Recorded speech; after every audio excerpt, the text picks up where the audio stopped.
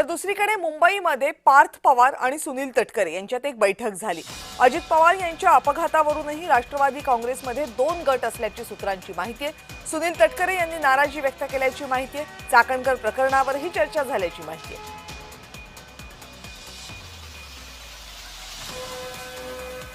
या संदर्भात आणखीन माहिती आपल्या प्रतिनिधी ज्योत्स्ना गंगणे आपल्याला देत आहेत। ज्योत्स्ना, काय झालं बैठकीमध्ये नेमकं, ज्यामध्ये पार्थ पवार आणि सुनील तटकरे या दोघांमध्ये चर्चा झाली?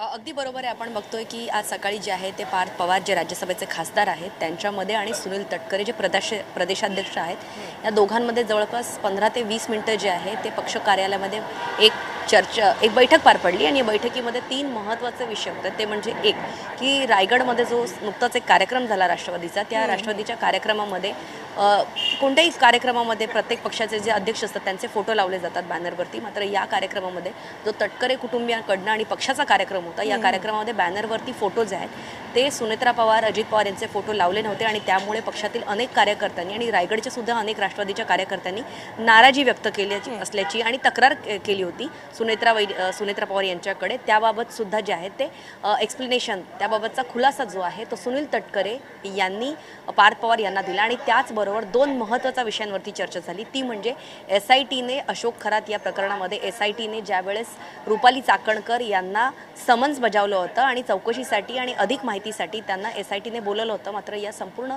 चौकशीसाठी रुपाली चाकणकर जे आहेत त्या हजर राहिलेल्या नाही आहेत आणि त्यामुळे रुपाली चाकणकर जर SITच्या समोर हजर राहिल्या तर पक्षाची सुद्धा बदनामी होऊ शकते, अशा प्रकारचं एक राष्ट्रवादीच्या अंतर्गत जे आहे ते सध्या चर्चा सुरू आहे। त्या संदर्भातली माहिती जी आहे ती सुनील तटकरे यांनी पार्थ पवार यांना दिली। मात्र या संपूर्ण प्रकरणामध्ये आतापर्यंत पक्षांतर्गत राष्ट्रवादीकडनं जर कोणती कारवाई करण्यात आली असेल तर ती म्हणजे रुपाली चाकणकर यांचं महिला प्रदेशाध्यक्ष पद जे आहे त्याचा राजीनामा पक्षाने घेतलेला आहे। आता रुपाली चाकणकर यांच्याकडे ना राज्य महिला आयोगाचं पद आहे, नाही राष्ट्रवादीच्या महिला प्रदेशाध्यक्षाचं पद सुद्धा नाही आहे। तिसरं महत्त्वाचं म्हणजे अजित पवार यांच्या अपघात प्रकरणामध्ये आपण बघतोय की अमोल मिटकरी सारखे आणि जे त्यांचे इतर विधान परिषदेचे इद्रिस नाईकवाडी हे 2 आमदार जे आहेत ते सातत्याने राज्य सरकार असो, केंद्र सरकार असो किंवा ते नेहमी हा प्रश्न जो आहे त्यांनी नुकताच झालेल्या अर्थसंकल्पीय अधिवेशनामध्ये पण मांडला, सातत्याने सोशल मीडियावरती पण मांडत आहेत की अजित पवार यांच्या अपघात प्रकरणामध्ये सखोल आणि निष्पक्ष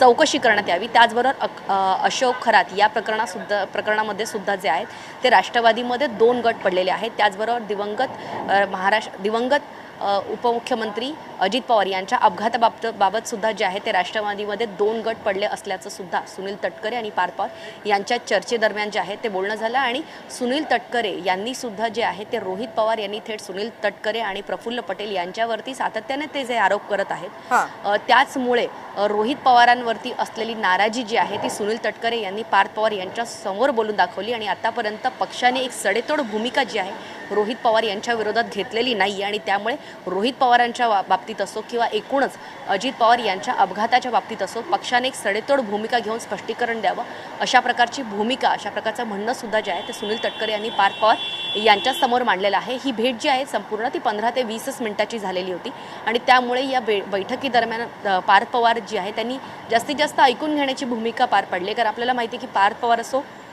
किंवा जय पवार असो हे सोशल मीडियावरती सातत्याने दररोजच्या दररोज अजित पवार यांचे फोटो टाकत आहेत आणि त्याचबरोबर या संपूर्ण प्रकरणाची सखोल चौकशी झाली पाहिजे अशा प्रकारचं त्यांनी सोशल मीडियावरती म्हटलं।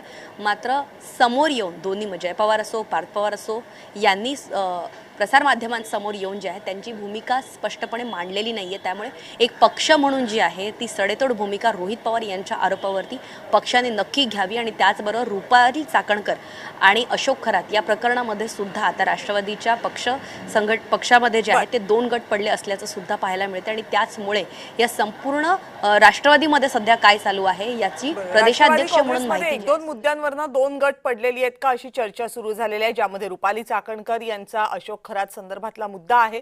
त्या अगोदर रुपाली चाकणकर यांचा राजीनामा सुद्धा महिला आयोगाच्या अध्यक्षपदाचा झालाय। तर दुसरीकडे अजित पवार यांच्या अपघातासंदर्भात सुद्धा राष्ट्रवादी काँग्रेसमध्ये 2 मतप्रवाह आहेत का या संदर्भातल्या चर्चा सुरू झाल्या। ज्योत्स्ना, तुम्ही राहा आपल्यासोबत, कारण आणखी एका बातमी संदर्भात तुमच्याकडनं अपडेट जाणून घ्यायचे।